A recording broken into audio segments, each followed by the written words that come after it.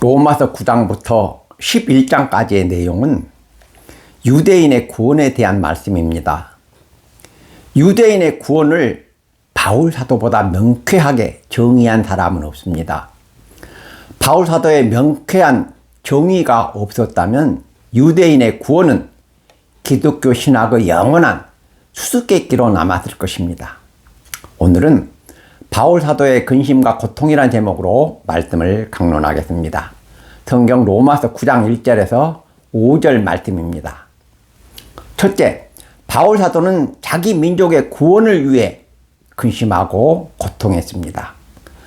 바울 사도는 로마서 9장 1절로 2절에서 나에게 큰 근심과 마음에 그치지 않는 고통이 있다고 말씀하셨습니다. 바울 사도의 근심과 고통이 무엇이냐? 유대인의 구원의 문제입니다. 바울 사도는 하나님을 거역하고 예수님을 십자가에 못 박아 죽인 자기 민족의 구원을 위해 근심하고 고통한 것입니다.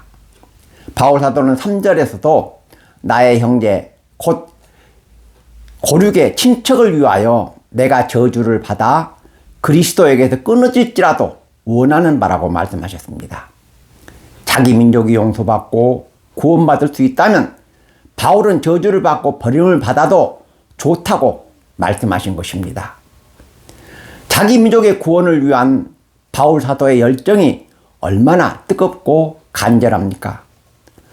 바울 사도처럼 하나님을 사랑하고 믿음이 진실한 성도가 나라와 민족을 사랑하는 것입니다.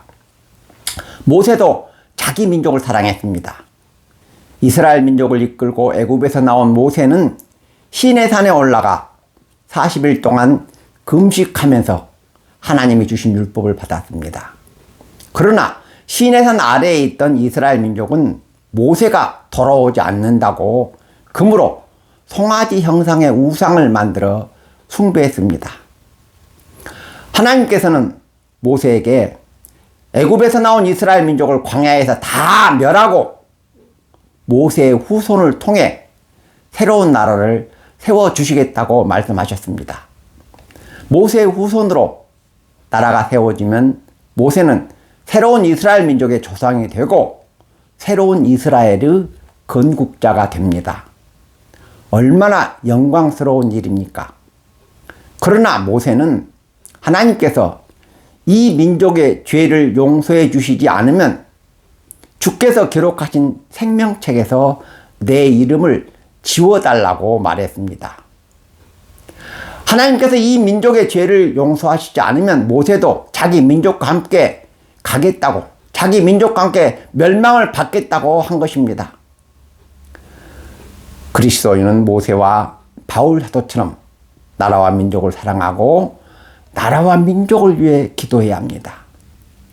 근심과 걱정을 하지 않는 사람은 없지만 근심과 걱정이 꼭 나쁜 것만은 아닙니다. 근심과 걱정이 없는 사람은 영혼과 양심이 병든 사람이며 지적인 능력이 부족한 사람입니다. 그리스도인에게도 근심과 걱정이 있습니다.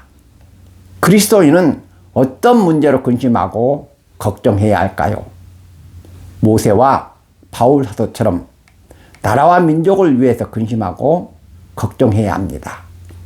성경 느헤미야는 유다 왕국이 바벨론에 멸망할 때 포로로 잡혀가 페르시아 왕 아닥사스다 1세의 술 맡은 관원으로 일했던 느헤미야에 대한 말씀입니다.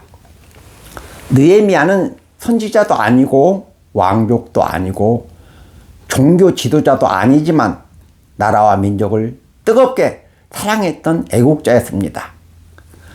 어느 날 느헤미야는 예루살렘에 온 사신들을 통해 예루살렘 성의 성곽을 중건하는 공사가 페르시아 왕의 명령으로 중단되고 유대인들이 경제적으로 매우 어려움을 당하고 있다는 소식을 듣고 괴로운 마음으로 금식하며 하나님께 기도했습니다. 페르시아 왕은 금식과 기도로 수척해진 느헤미야의 얼굴을 보고 네가 병이 없거늘 어찌하여 얼굴에 수심이 있느냐고 물었습니다. 느헤미야는 왕에게 내 조상의 묘실이 있는 성읍이 이제까지 황폐하고 성문이 물에 탄 채 방치되어 있으니 내가 어찌 얼굴에 수심이 없겠습니까? 라고 대답했습니다. 느헤미야의 말을 들은 왕은 느헤미야를 유대의 총독으로 임명하고 중단된 예루살렘의 성곽 공사를 완공하도록 지시했습니다. 포로로 잡혀간 느헤미야 한 사람 때문에 중단된 예루살렘 성의 성곽 공사가 재개되고 완공된 것입니다. 그리스도인이 성공과 출세의 짐이 되고 직장 상사의 눈치가 보인다고 예수 믿는 것을 숨기고 하나님을 떠나는 사람들이 있습니다. 얼마나 비겁한 인간들입니까? 예수 믿는 것을 부끄러워하고 예수 믿는 것을 숨기는 사람이 천국에 들어갈 수 있을까요? 예수님께서는 나와 내 말을 부끄러워하면 나도 하나님의 천사들 앞에서 그 사람들을 부끄러워하리라고 말씀하셨습니다.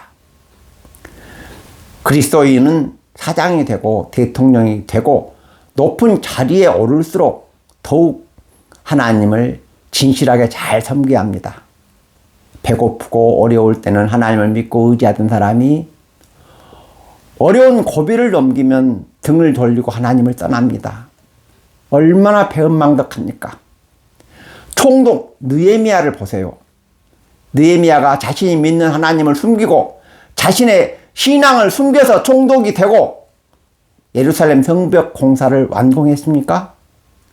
페르시아 왕은 느헤미야의 신앙과 나라와 민족을 사랑하는 느헤미야의 애국심에 감동을 받고 예루살렘 성곽 공사를 완공하게 했습니다.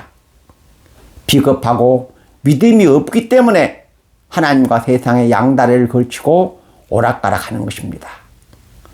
나라와 민족을 위해 근심하고 걱정하며 기도하는 사람과 정의와 진리를 위해 투쟁하는 사람은 그 말에 권위와 힘이 있고 그 사회에 선한 영향력을 끼칩니다.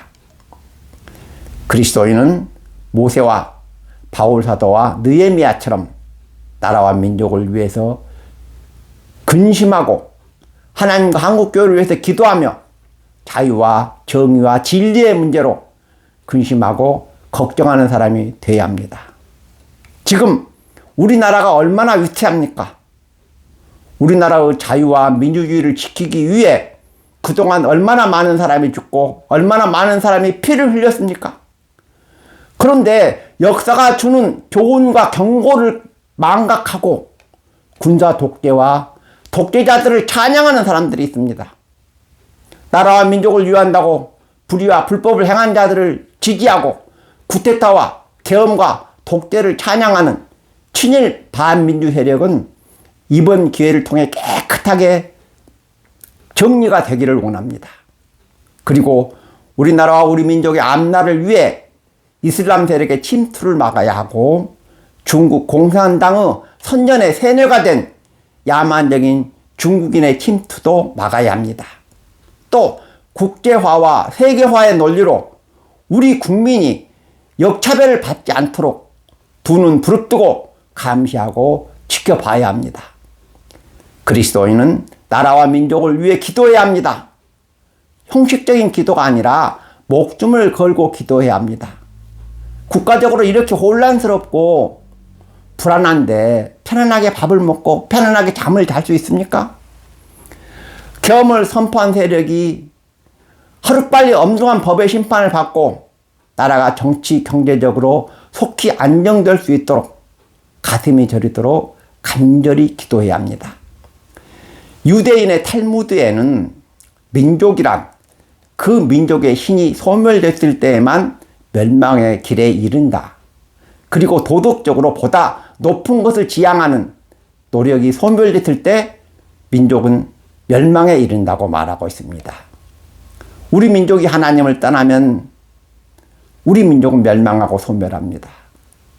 우리나라와 우리 민족의 미래를 위해 이슬람 세력의 침투를 막아야 하고 서구 사회의 타락한 자유와 이기적인 개인주의를 경계하고 막아야 합니다. 타락하고 무절제한 서구사회의 자유와 개인주의는 마약과 전염병만큼이나 위험합니다. 바울 사도처럼 나라와 민족을 위해 기도하시고 그리고 하나님 나라와 한국 교회를 위해서 아픈 마음으로 간절히 기도하시는 성도 여러분이 되시기를 주님의 이름으로 축원합니다. 아멘.